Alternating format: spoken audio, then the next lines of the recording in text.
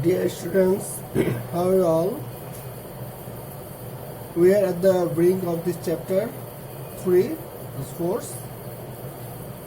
Today our topic is 3.8 Newton's third law.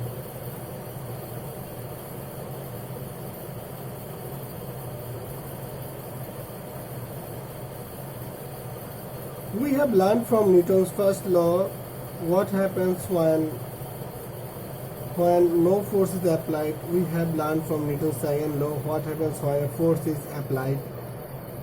We will learn from Newton's third law what type of reaction takes place between the two objects when an object applied force on another object. So Newton's third law, when an object applies a force on another object, then the object also applies a force of equal and opposite equal magnitude on the first object, but in the opposite direction. Shortly, we can tell every action has an equal and opposite direction. Okay. In physics, generally Newton's third law is written. I have told you every action has an equal and opposite direction. Already we have not written it in the form, but the time, since we have a little idea about force, then we will run action reaction suddenly. This is moreover there who are the new learners of physics, that's why we just try to understand it briefly. Okay.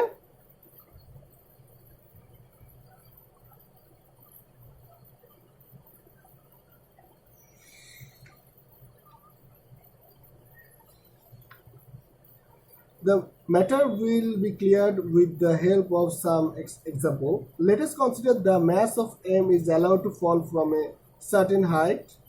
This is given page 84 in your book. See there. Okay. We know to the Earth gravitational force, the mass M experience a force F towards the center of the Earth. So we can write F is equal to G M by R square.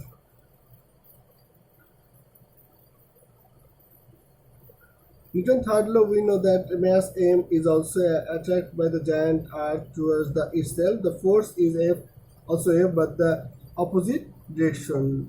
Do not bother about the force. The reason of the acceleration is due to Earth gravity. So you write F equal to ma. Therefore, A is equal to F by M equal to mg by m equal to m by m into g. If the mass of Earth is m at mass m is equal to 6.10 to the power 24 kg, and object mass m is 1 kg, then the acceleration of the Earth will be A is equal to 1.6 into 10 to the power minus 24 meter per second. Okay, there is so small that nobody is bothered about it. Well, the easiest way to understand Newton's third law is to understand the mechanism of our working. We can all work, but nobody knows the physics hidden behind it. Since we have started to learn physics, a simple question can be put into you. Since we have worked from stationary point, so we have to an acceleration, then that means force has been applied on you. But all of us know that nobody is applying a force on us. We work by ourselves. How is possible? Unless we know Newton's third law, we never can explain the mechanism of working. When we work, we extract a force on the ground, applied force. Then, according to Newton's third law, the ground also gives us the opposite force, equal and opposite force. This equal and opposite force creates the acceleration and we can work. The person who have a little problem understanding this, that may remind that it is easier working on hard ground, but on sandy ground.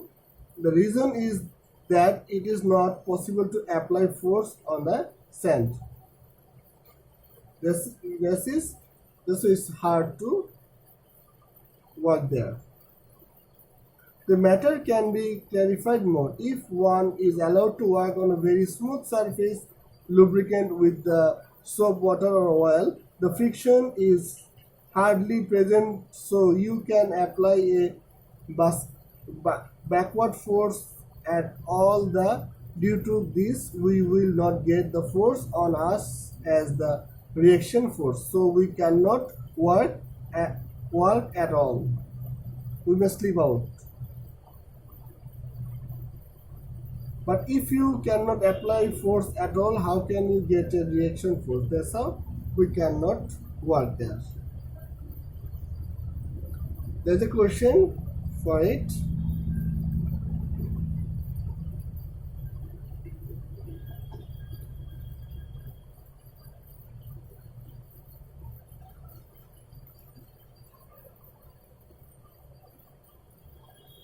Suppose suppose you are working on a totally frictionless surface.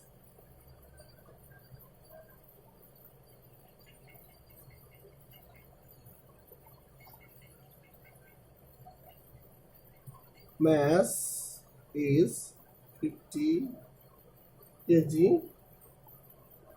There is a stone. There is a stone of mass 100 kg in front of you.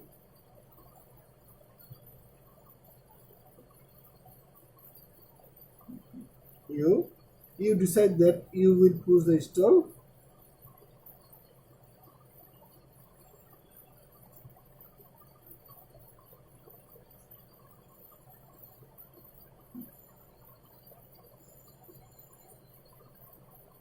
Push the stone with a force of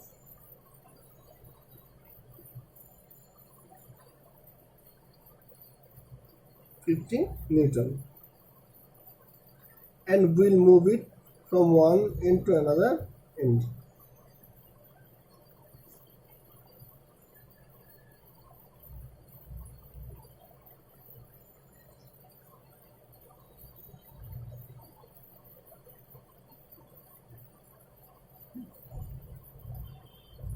The end.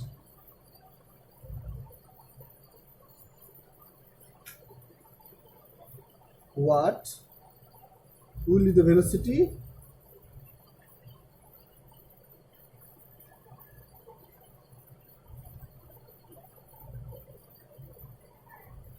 What will be the velocity of the stone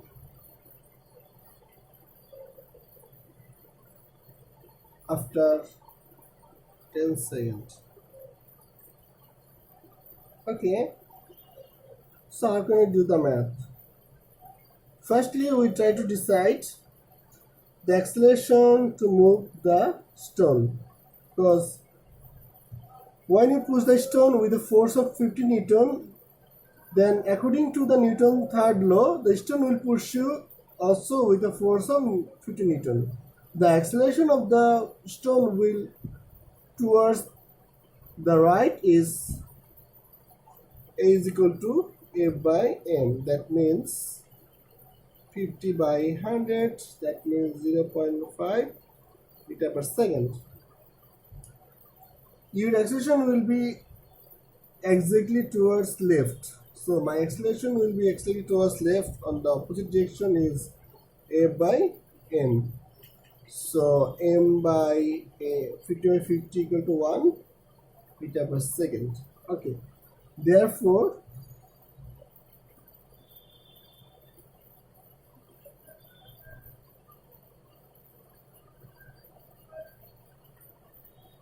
the stone will you move the different direction. By pushing the stone, you cannot move it from the one end to another, because distance will be created between you and the stone. So it is possible to push the stone non-stop for 10 seconds, but after the stone starts to move, it will reach the other end moving by itself on the frictionless surface. You will also reach the opposite end by but an earlier time. Okay.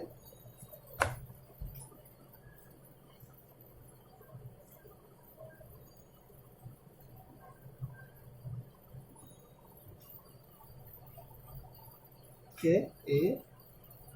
Let us consider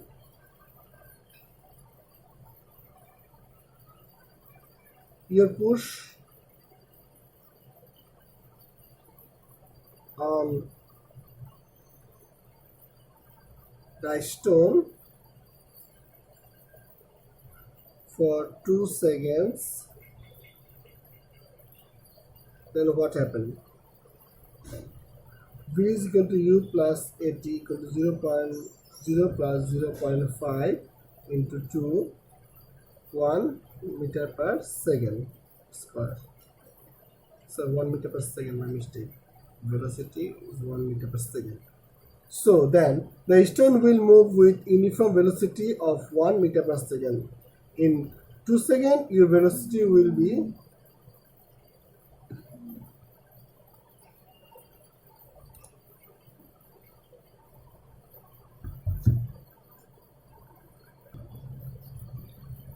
so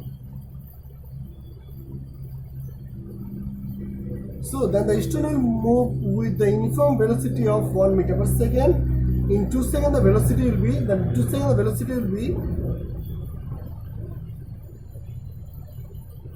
equal to 0 plus 1 into 2 equal to 2 meter per second. Then you will move it reverse direction with the uniform velocity of 2 meter per second.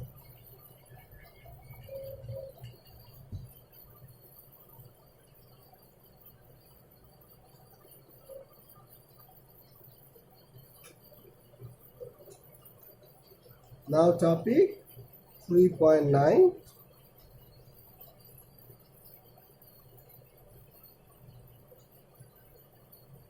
frictional force.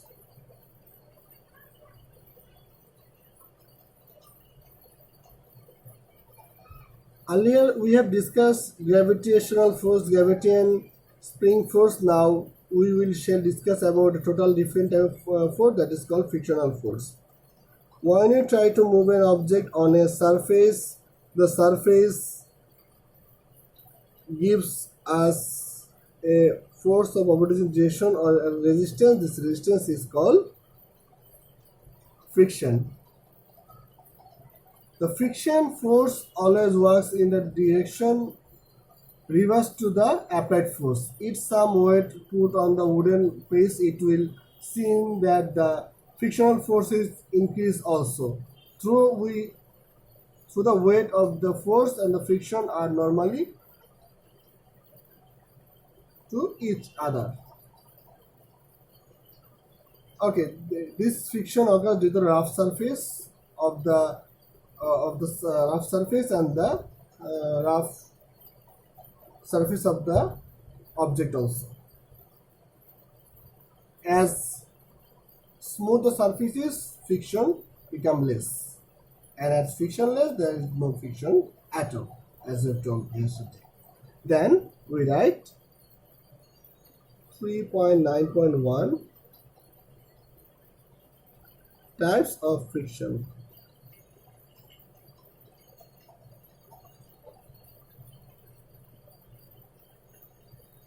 Friction is divided into four types.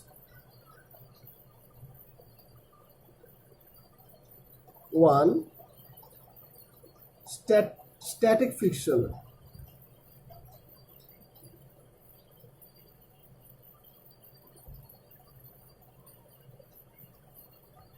The, the friction force is developed when two objects are at rest relevant to each other is called static friction. The frictional force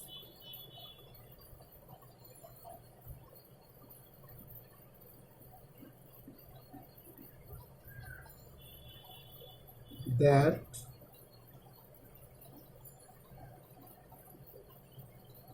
develops when two objects two objects are at rest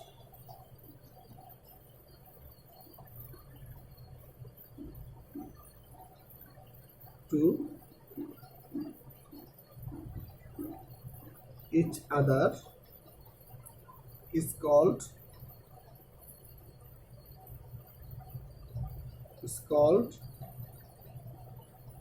static friction. Two, due to static friction, we can work our legs or shoes close rubbed against the ground and we cannot slip. Sliding friction.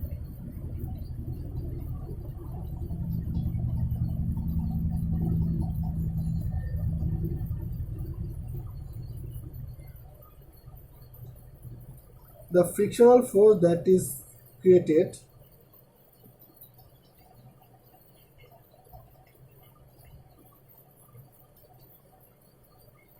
force that is created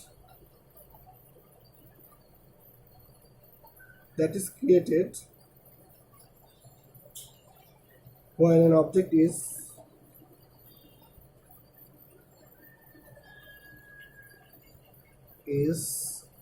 in motion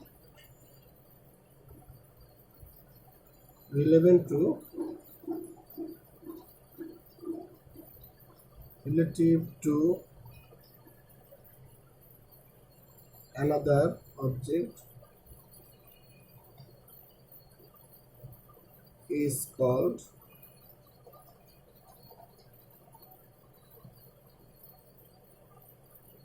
sliding friction.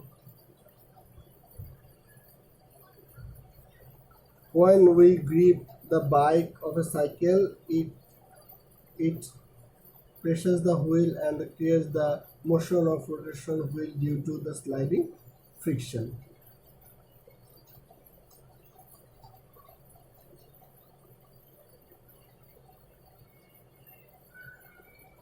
The equation of sliding friction is F is equal to mu W. W equal to mg and mu is called coefficient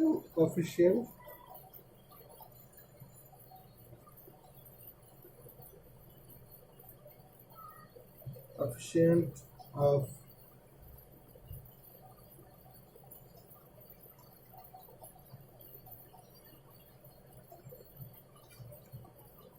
of sliding friction.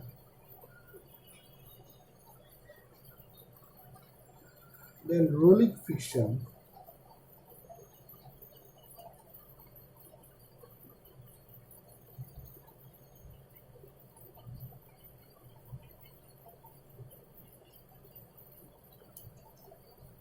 When an object moves by rolling or revolution, when an object moves by rolling or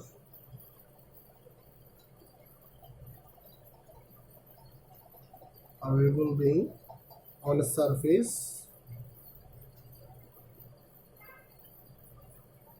then the friction that develops is called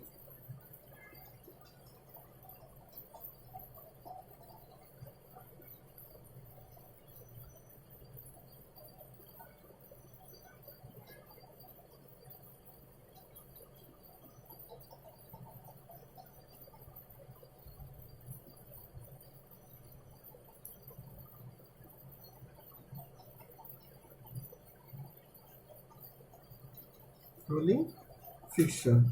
Among all the friction of force, this is the least, so we can attach wheel all kind of vehicle. It is very easy to pull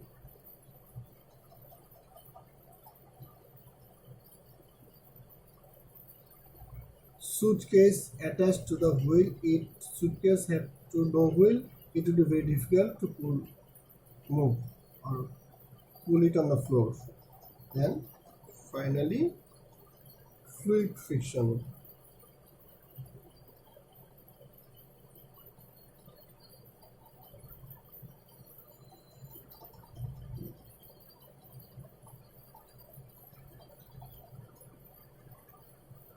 The frictional force that is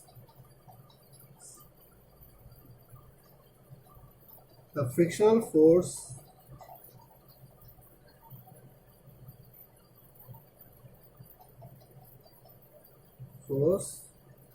that is experienced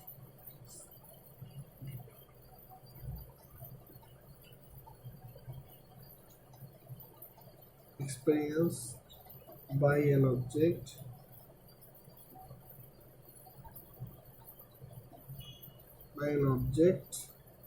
when it moves in a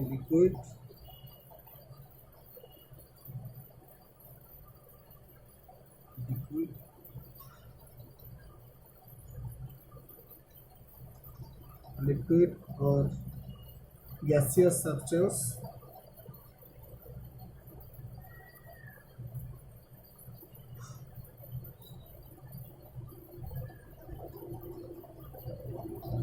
Gaseous substance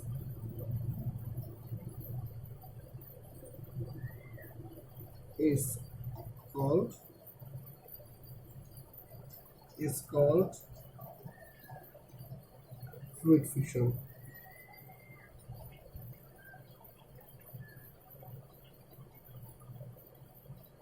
Okay, air is the best example of fluid friction. That's all for today. I hope you understood this chapter and this specific topic we have studied today. Thanks everyone. See you in the next class.